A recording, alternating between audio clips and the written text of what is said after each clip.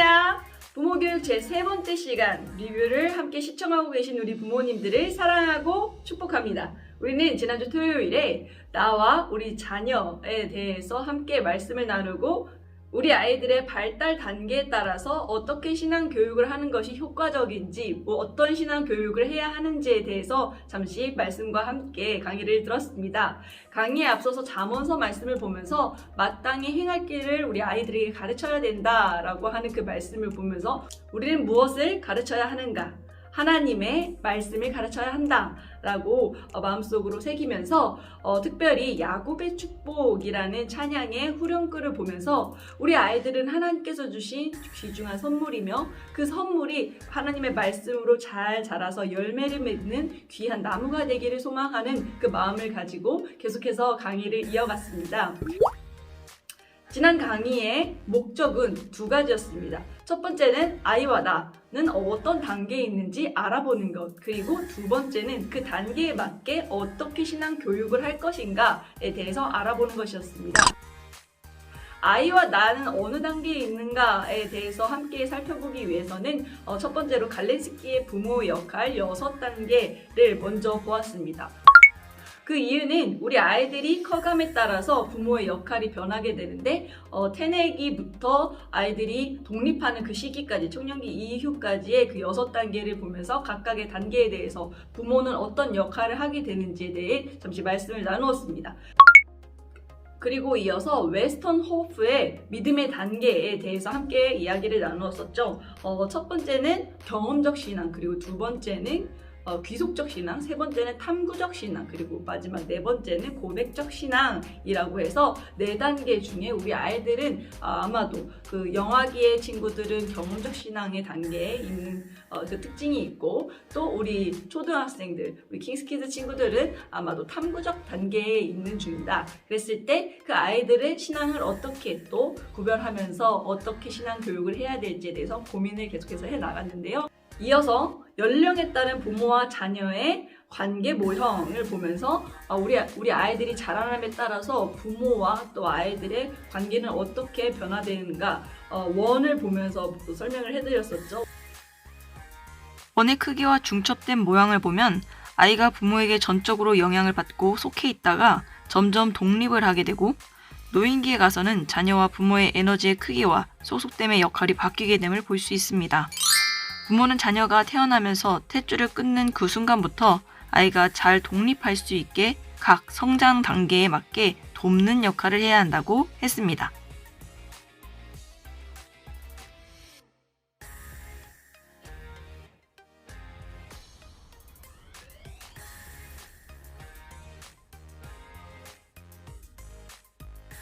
오늘의 교육 두 번째 목표, 그렇다면 어떻게 교육해야 할까에 대해서 함께 말씀을 나눴을 때 영유아기는 우리 지수 전도사님이 열심히 설명을 해주셨죠? 영유아 0세부터 6세까지의 아이들의 특징과 또 그 아이들을 어떻게 신앙적으로 교육을 해야 하는지 이야기를 했었습니다. 그 아이들은 신체 발달이 곧 심리 발달이 됩니다. 몸과 마음이 분리가 되어 있지 않기 때문에 몸이 자라는 만큼 마음도 함께 자라고 있다고 이야기를 했었죠. 이 시기의 아이들은 엄마와 내가 동일 인물이라고 생각을 합니다. 그러다가 2세 정도가 되면 엄마와 다른 나라는 존재가 있는 걸 알게 되죠. 그 반증으로 아니야, 싫어 하는 자기 표현을 하기 시작합니다. 그리고 자기가 누구인지 알아가려고 하죠.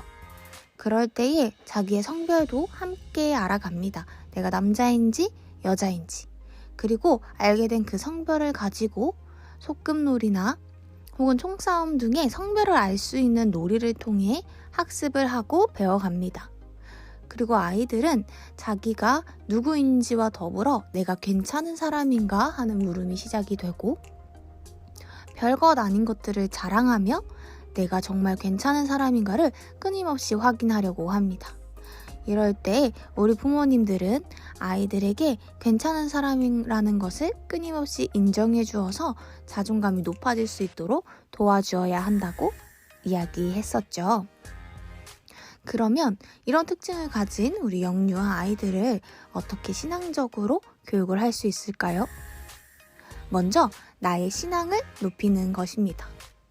엄마와 내가 다른 존재가 아닌 같은 존재라고 생각을 하고 있는 아이들이라고 했는데요. 이때에는 아이들의 신앙을 먼저 보기보다는 엄마, 아빠의 나의 신앙을 높이는 것이 가장 중요합니다. 왜냐하면 엄마의 신앙, 아빠의 신앙이 곧 아이의 신앙이 되기 때문이죠. 두 번째, 하나님의 자녀라는 정체성을 심어주기입니다. 엄마와 나라는 존재를 알게 됐고요. 엄마와 아빠와 나라는 관계를 아이들이 알게 됐습니다.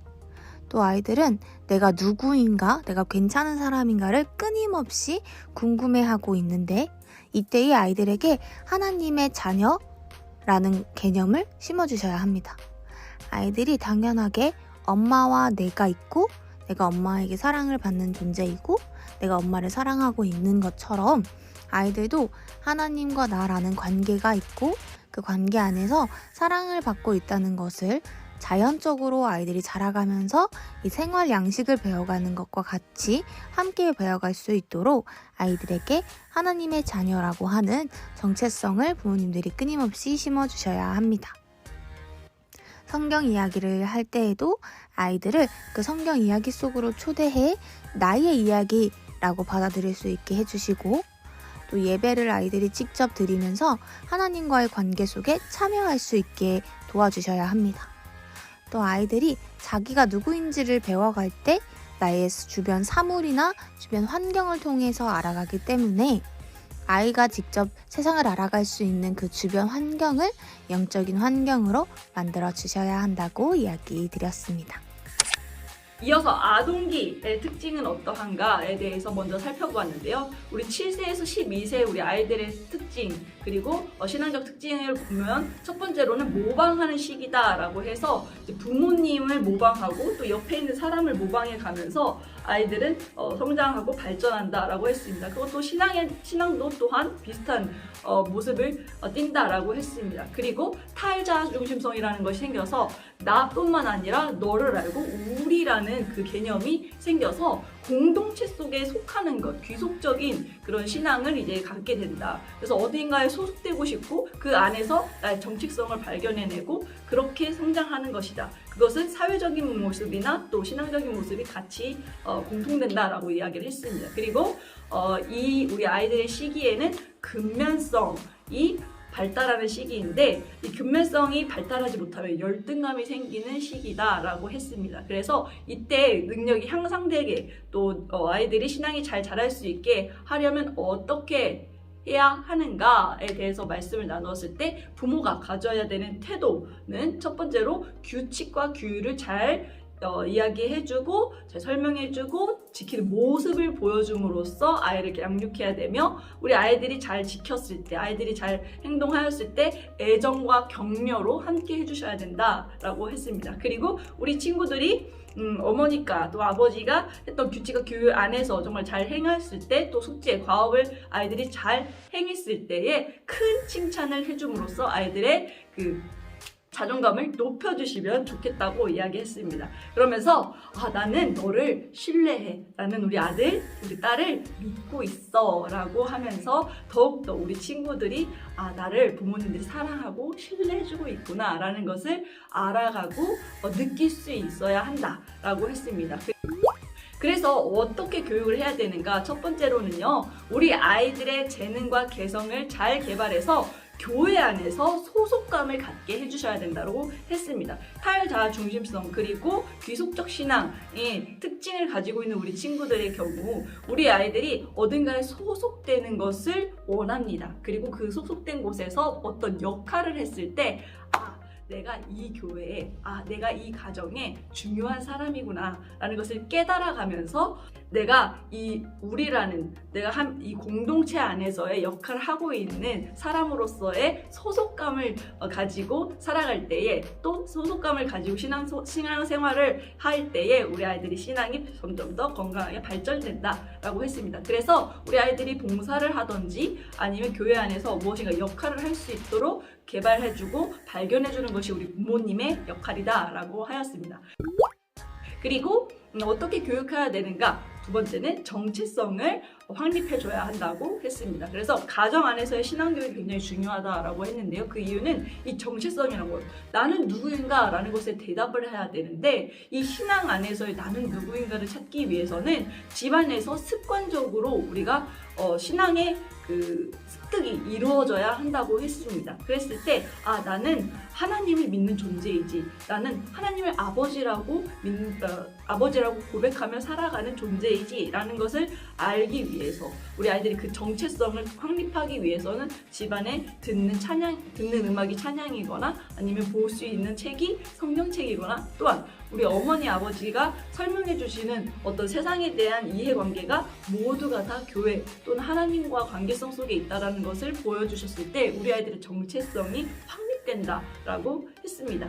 그래서 우리 아이들은 하나님 나라에 소속된 자로서 하나님의 자녀라는 정체성을 가질 수 있도록 하는 것이 우리 아이들의 신앙 그 시기에 반드시 해야 되는 과업이다라고 하였습니다.